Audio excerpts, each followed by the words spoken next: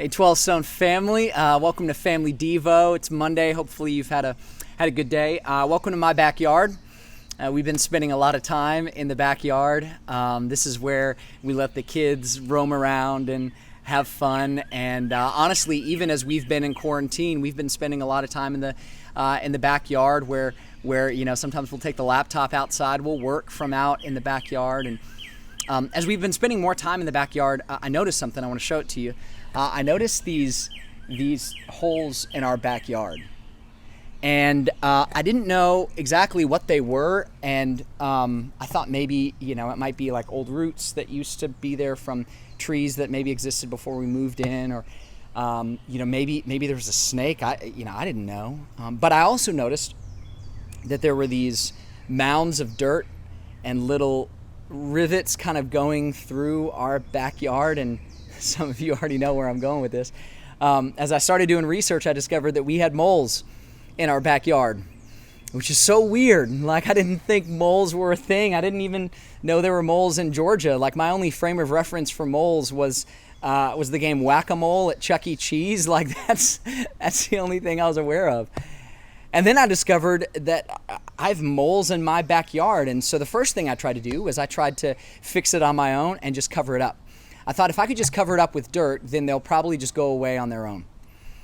And you probably already know how well that went. It didn't work at all. Instead, they just made new rivets and made new holes.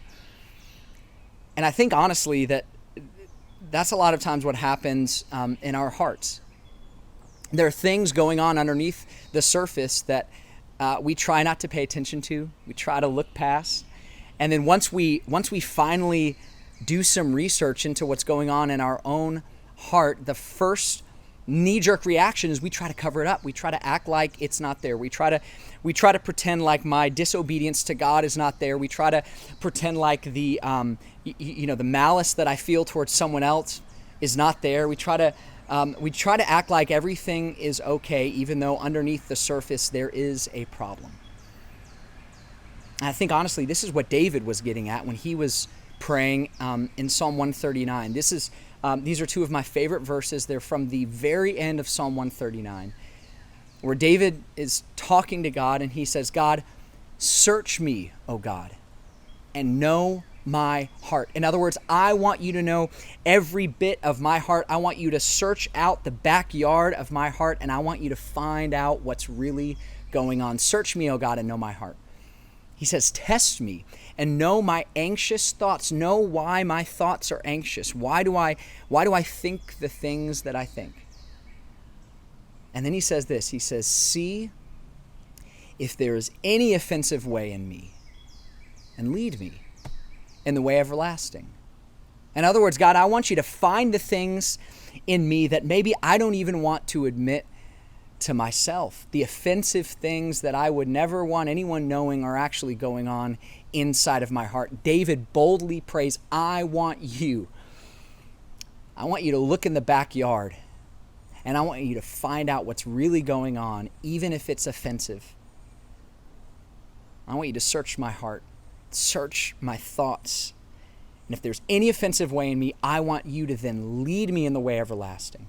In fact, this is even what Jason talked about just yesterday, that when we come to the table of communion, the two questions that we ask are, am I in right relationship with God?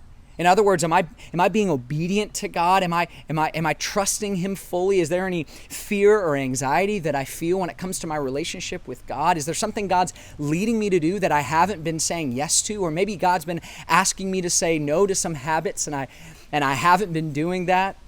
Am I in right relationship with God? And then the second question is, am I in right relationship with others? Is there any bitterness that I'm harboring in my heart? Is there any hatred? Is there any racism? Is there any lack of forgiveness that I feel in my heart? In other words, what's really going on underneath the surface of my heart? Am I in right relationship with others?